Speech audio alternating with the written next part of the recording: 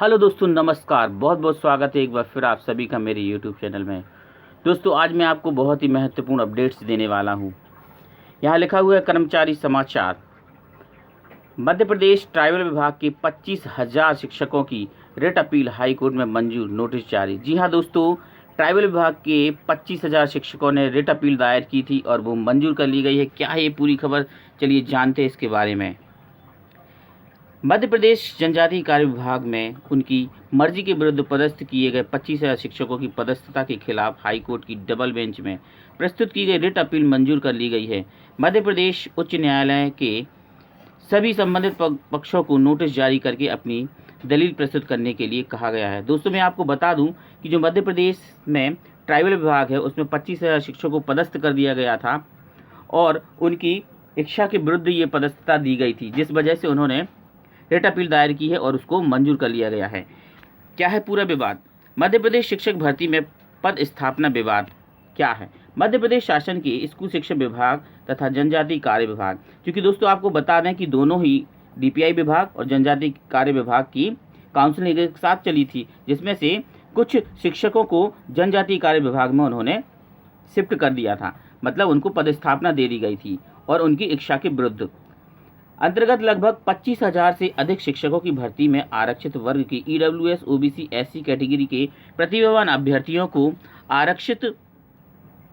अनारक्षित वर्ग में मानकर ट्राइबल वेलफेयर डिपार्टमेंट में पोस्टिंग कर दी गई थी, जबकि उक्त आरक्षित वर्ग से कम अंक वाले लगभग 2,500 से अधिक उम्मीदवारों को स्कूल शिक्षा विभाग में उनकी पसंद के अनुसार पद स्थापना कर दी गई थी। स्कूल शिक्षा विभाग की उक्त प्रक्रिया को आरक्षित वर्ग के अनारक्षित वर्ग में चयनित अभ्यर्थियों द्वारा चुनौती दी गई है। दोस्तों, क्या है कि अगर डीपीआई विभाग में अगर कोई व्यक्ति चला जाता है, कोई शिक्षक चला जाता है, तो फिर वो ट्राइबल विभाग में नहीं आ सकता, और अगर ट्राइबल विभाग में चला जाता है तो फिर वो डीपीआई विभाग में नहीं आ सकता।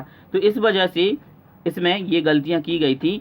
जो आरक्षित वर्ग कैटेगरी थी उनको अनारक्षित वर्ग में डाल करके ट्राइबल विभाग में पहुंचा दिया गया था, मतलब उनकी नापसंद का काम उनको किया गया था, जबकि उनके नंबर काफ़ी अच्छे थे। तो यही पूरा विवाद है।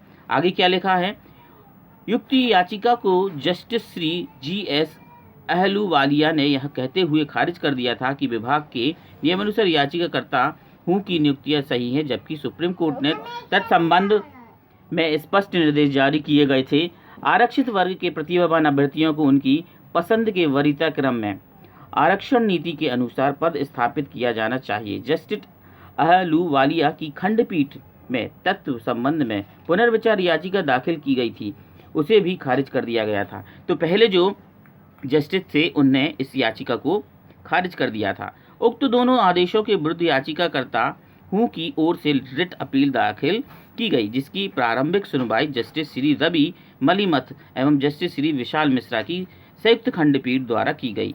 अपीलकर्ता के ओर से रिट अपील क्रमांक 1333/23 याचिका में तर्क दिया गया है कि रिट कोर्ट द्वारा पारित आदेश सुप्रीम कोर्ट द्वारा प्रतिपादित मार्गदर्शी सिद्धांतों के विरुद्ध था, संविधान के अनुच्छेद 14 एवं 16 के विरुद्ध है। रिट कोर्ट ने याचिका की विषय वस्तु को स्पष्ट किए बिना ही आदेश पारित कर दिया था, जो कि विधि प्रावधानों के विपरीत है।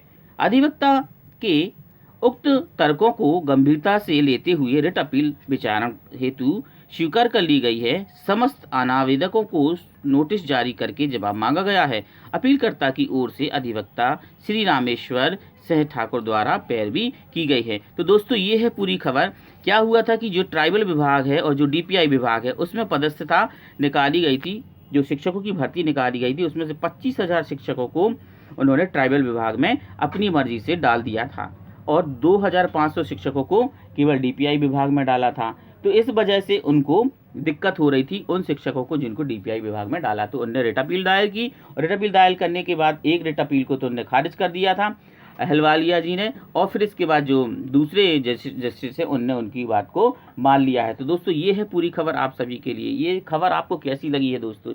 जानकारी कैसी लगी? ये जानकारी अगर आपको अच्छी लगी है तो प्लीज़ मेरे चैनल को लाइक करें, सब्सक्राइब करें, और इसी प्रकार की जानकारियों को, शिक्षक से संबंधित जितनी भी जानकारियाँ होंगी सारी जानकारियाँ मैं अपने चैनल पर अपलोड करता रहता हूँ समय समय पर। तो इसके पहले भी मैंने आपको बताया था कि वर्ग 1, वर्ग 2, वर्ग 3 में जो काउंसलिंग को लेकर और पद वृद्धि को लेकर बात चल रही है, क्योंकि वर्ग 2 का नोटिफिकेशन आने वाला है और वर्ग 1 में पद वृद्धि होनी है और वर्ग 3 की काउंसलिंग की बात चल रही है। ये सारी जानकारी मैं अपने चैनल पे देता रहता हूँ। ये जानकारी आप सबको कैसी लगती है? अगर ये जानकारी आपको अच्छी लगी है तो प्लीज़ मेरे चैनल को लाइक करें, सब्सक्राइब करें, बेल आइकन को प्रेस करें, ज़्यादा से ज़्यादा शेयर करें और ऐसी ही प्रकार की जानकारियों को जानने के लिए, अपडेट्स को जानने के लिए देखते रहें मेरे यूट्यूब चैनल को। तब तक के लिए आप सभी को मेरी तरफ से नमस्ते।